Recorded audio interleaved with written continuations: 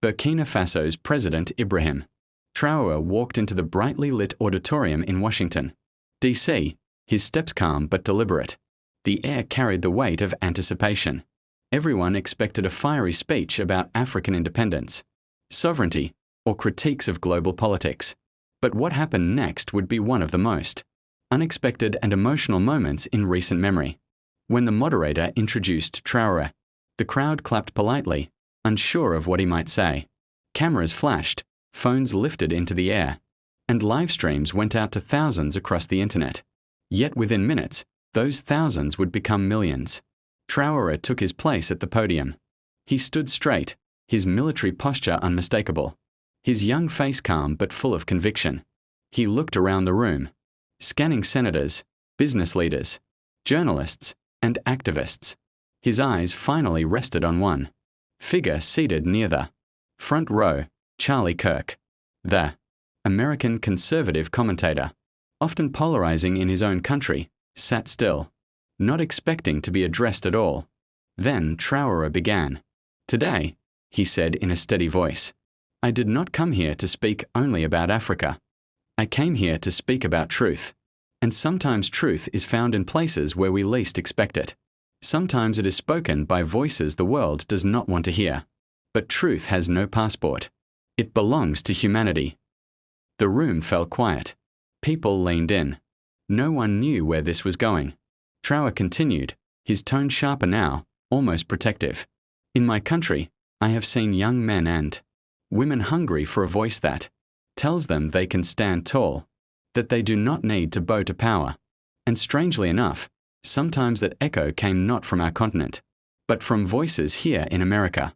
One of those voices is Charlie Kirk." Gasps filled the auditorium. Even Kirk himself looked stunned. He shifted in his chair, blinking rapidly, as if unsure he had heard correctly. Was the African revolutionary president truly about to praise him? Traoré did not hesitate. "I know he is controversial in this country. I know many in this room may disagree with him, perhaps even dislike him. But what I respect, what my people respect, is not agreement, but courage. Charlie Kirk speaks his truth without fear. And when a man dares to speak truth, even when the whole world mocks him, he has more freedom than those who sit silently in comfort." The atmosphere thickened. Some in the crowd shook their heads, others whispered to one another. But many simply sat frozen, caught between disbelief and awe. Traoré's voice grew deeper, more emotional. "Do you know what it means to come from a small, landlocked nation, surrounded by giants who tell you to obey, to bend, to give up your dignity? It is the same feeling of a young voice in America, surrounded by elites, media, and power, who tell him to shut his mouth. But instead of silence, he speaks louder. He tells young people, do not be ashamed of what you believe. Do not surrender your voice." Kirk lowered his head. For once, the outspoken commentator had nothing to say. His usual confident smile disappeared, replaced by something raw, vulnerability. He was being honored by someone he never expected, on a stage he did not control. Traoré's hand pressed against the podium. His words sharpened with intensity. "America, you have voices that you ignore, voices that you mock, voices that you dismiss. But sometimes the stone that builders reject becomes the cornerstone.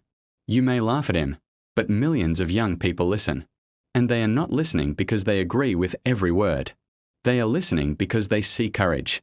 And courage, my friends, is contagious." The room was silent now.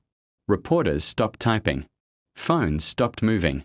The only sound was Traoré's voice, echoing with a rhythm that felt almost spiritual.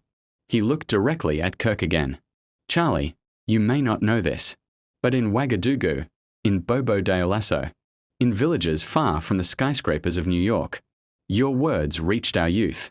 They translated your podcasts, they debated your ideas, they challenged each other. And in that debate, they found strength.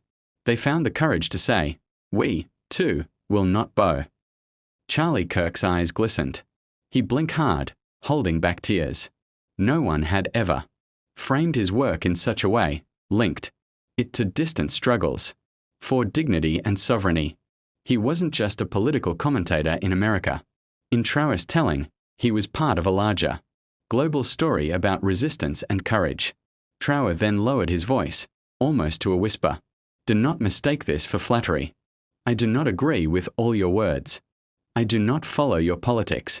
But I honor the principle behind them, the refusal to kneel. Because whether in Africa or America, freedom belongs to those who dare to speak, not those who stay silent out of fear. At that moment, something shifted in the room. Applause began, not loud, but hesitant. Then it grew stronger, louder, wave after wave, until the hall filled with clapping hands and rising voices. People stood to their feet, giving Traoré a standing ovation. Even those who disagreed with Kirk found themselves moved by the sheer honesty of the tribute. Kirk rose as well, visibly shaken. He mouthed the words, "Thank you," though his voice cracked. Traoré nodded, a soldier acknowledging another fighter, not of the battlefield, but of ideas. The speech was over, but the world had already changed. Within hours, clips of the tribute flooded social media. On TikTok, Instagram, X, and YouTube, millions watched the unlikely moment. Hashtags exploded. Debates raged. Some called it the tribute America never saw coming. Others accused Traoré of meddling in US politics. But the majority agreed on one thing. They had witnessed a rare moment of raw humanity in global politics. Journalists scrambled to analyze it. Commentators debated what it meant. Some said Traoré was building unexpected alliances. Others argued it was simply a young leader recognizing courage where he saw it. But for many, it was something deeper, a reminder that truth and courage could still cut across borders, ideologies, and oceans. Days later, the image of Traoré and Kirk shaking hands went viral again, this time framed in black and white, with captions like, "Respect speaks every language." For the youth in Burkina Faso, it was a point of pride that their president had dared to honor someone beyond politics. For young Americans, it was a shocking wake-up call that the world was watching them more closely than they thought. And for Charlie Kirk himself, it was a moment he could not fully explain. He later admitted in a podcast, "I've been praised.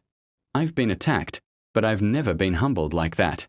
President Traoré saw something in me I didn't even see in myself. That was different. That was unforgettable." Indeed, it was unforgettable, not just for Kirk, not just for Traoré, but for everyone who saw it. A moment when the walls between nations and ideologies cracked, and a bridge of respect and courage stood in their place. A moment the world would not forget.